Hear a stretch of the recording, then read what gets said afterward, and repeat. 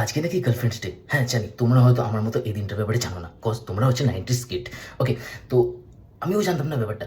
আজ বিকেলে বাড়ি ফেরার টাইমে হুট করে দেখি কয়েকটা বাচ্চা ছেলে, মানে অবভিয়াসলি তারা স্কুলে পড়ে। তারা দেখি মানে একটা ছেলে একটা মেয়েকে হাঁটু গেড়ে প্রপোজ করছে। আমি তো জাস্ট অবাক।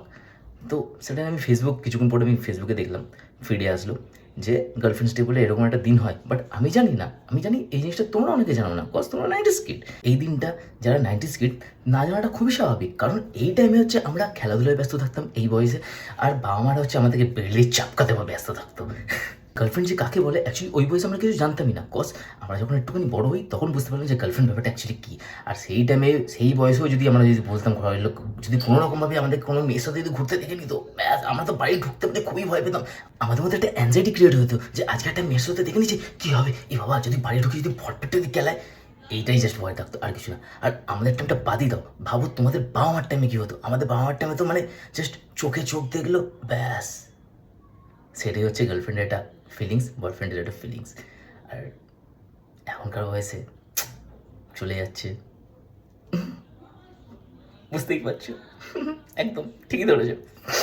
কিন্তু কী করা যাবে, জেনারেশন চেঞ্জ হচ্ছে, চেঞ্জিরাও আসছে, তারপরে জেনারেশনও আসবে, তো আরও আপগ্রেডেড হবে। এবার এটা আপগ্রেডেড নাকি ডাউন বলা যাবে না। তো তোমরা গাইজ বলো এর ব্যাপারে তোমাদের কী ধারণা, কমেন্ট বক্সে জানাও।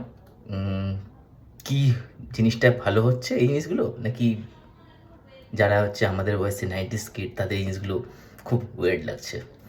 আমাদের আমাদের টাইমে বেস্ট ফিলিংস ছিল হচ্ছে একটাই, যে যখন আমাদের একটু বয়স মানে বড় হলাম আমরা, তখন বেস্ট ফিলিংস হচ্ছে গ্রিটিংস কার্ড।